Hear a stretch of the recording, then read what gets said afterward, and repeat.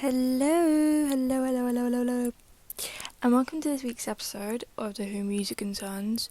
And I was listening to this Ezra Collective song. I think I've made it pretty clear by now that I like Ezra Collective. Yeah, this is one. Oh, I can't remember what song it's on. But it's on one of the songs. Oh, I really need to know which one it's on. But they reference Gil Scott Heron. Gil Scott Heron, dude. But like, it's kind of like a spin on what he says, because he does this song. By the way, I'm talking about the most iconic references, or just like the coolest references, I think. Yeah. So like, I'm gonna be talking about books and mainly art and other people's. Okay, what is it? I'm gonna start the list again.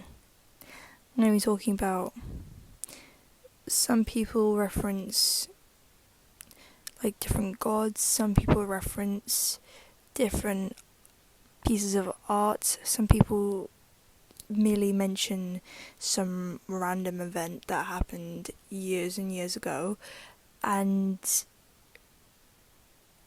or just simply other artists and having like a little spin on what they do, not like copying anything that they're doing, but just a little spin on what their song is, and then like making it into something that is theirs. If that makes any sense, because it sounds like copying when I say it like that, but like it's not like that. Anyway, so there's Ezra Collective, who sing the revolution won't be televised. But like, Gil Scott Heron sung the revolution will be televised. Wait, no.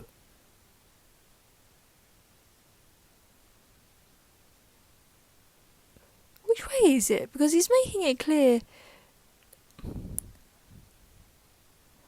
the revolution will not be televised. I feel like that is what Gil Scott Heron did. But Ezra Collective made a point of saying that it will be televised,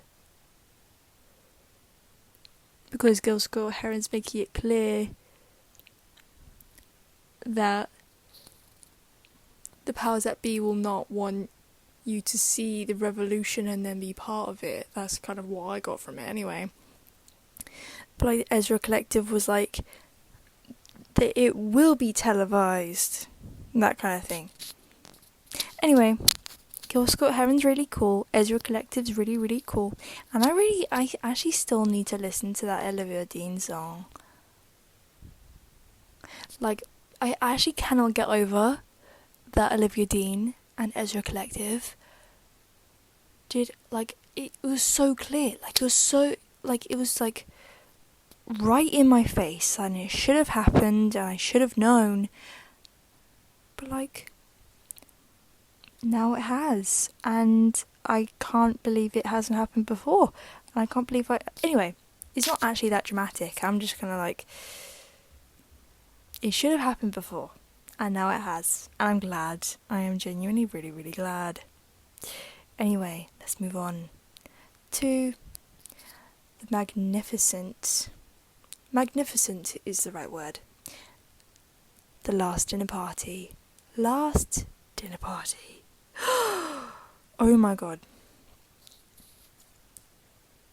When I had that episode, the episode where I was mentioning 3 generations of opera. 3 generations of opera.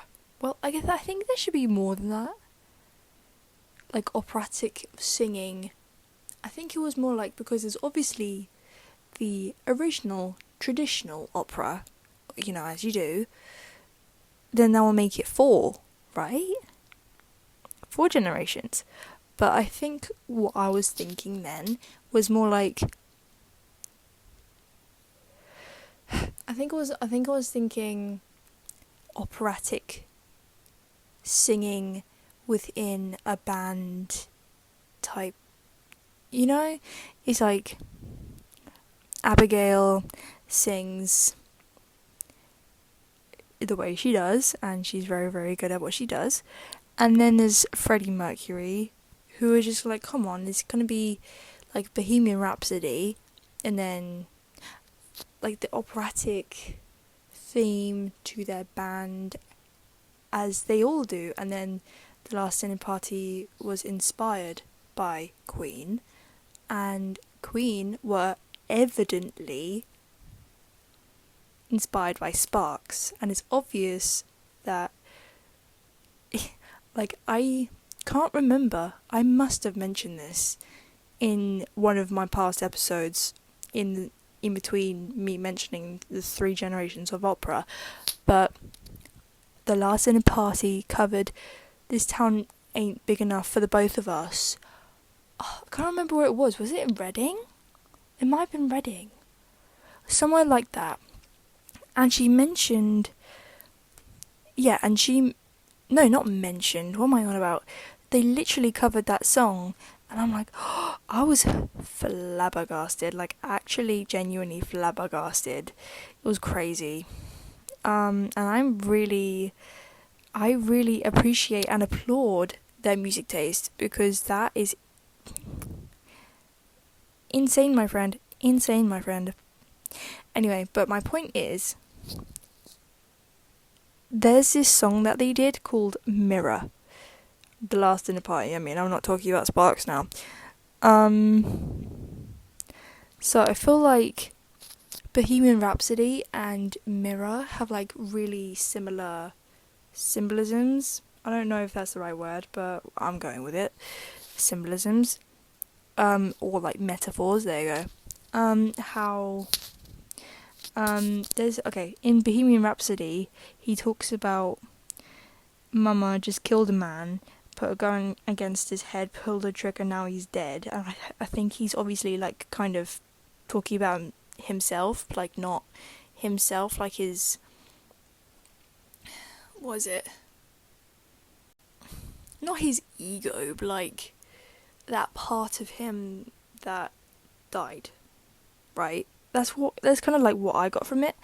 But then in The Last Dinner Party, in the song Mirror, she mentions like she's looking in the mirror, and then she sees this woman standing at the end of her bed smiling, and then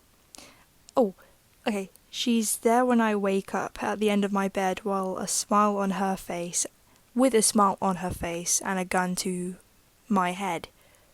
So it's kind of like the same sort of thing, because it makes sense that she would, The Last Dinner Party would reference that, you know. It would just make sense that she would reference that.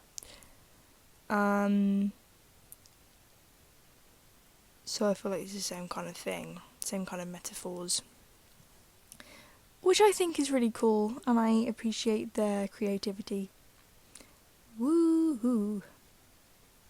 Why did I say woohoo? Did I actually just say woohoo? Moving on to Hole. The band Hole with Courtney Love. Courtney Love, baby. So,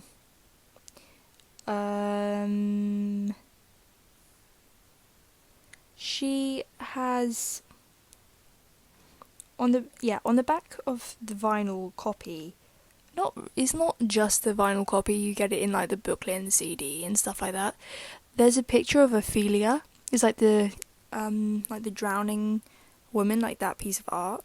Oh, it's so beautiful, man. I really appreciate their creativity thinking of that, and I really think that's cool. So, Ophelia is I don't know why she's significant, but I know it's like a very famous piece of art and is used and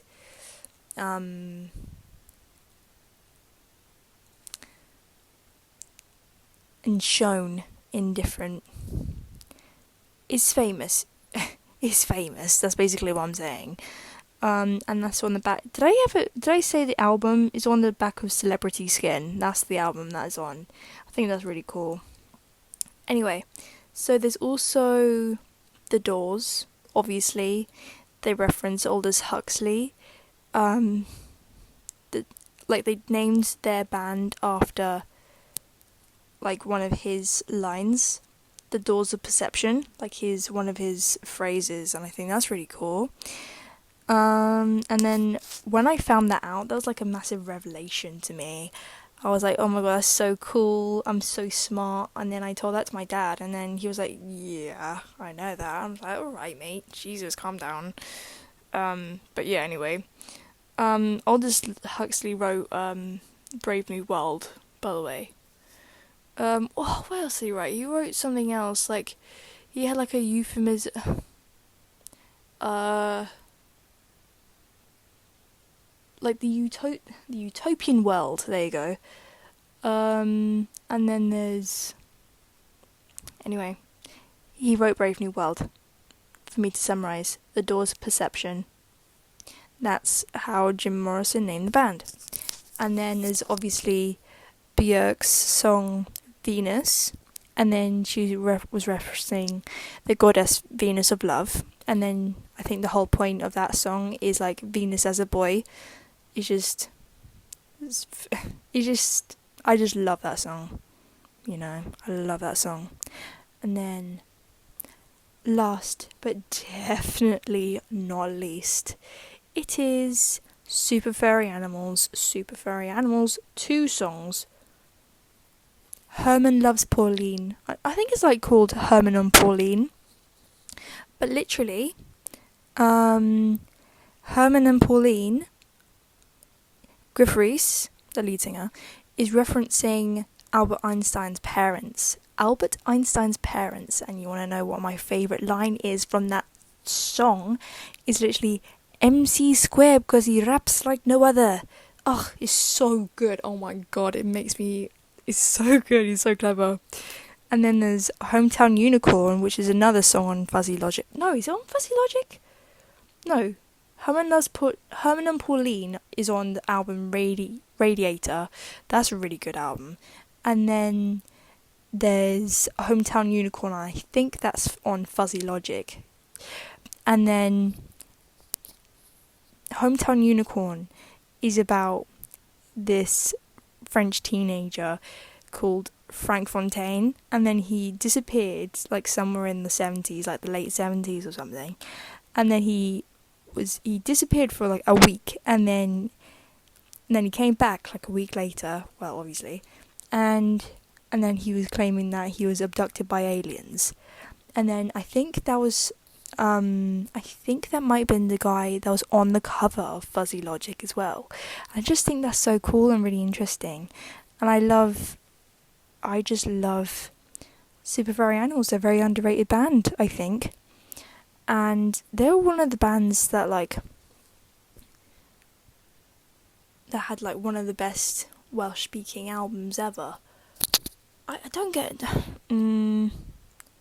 there's also Gorky Psychotic Monkey, who are a very good Welsh speaking band as well. But I'm not saying that Herman and Pauline and Hometown Unicorn are all in Welsh. They're not. They're in English, but like they do Welsh and English speaking songs as well. But yeah, I really like those songs. I really like those bands. They're really, really good. I really like the Doors, actually. Yeah, I hope you enjoyed this video. Yeah, I hope you enjoyed this video. And yeah, and I hope you come back for my next. Okay, goodbye.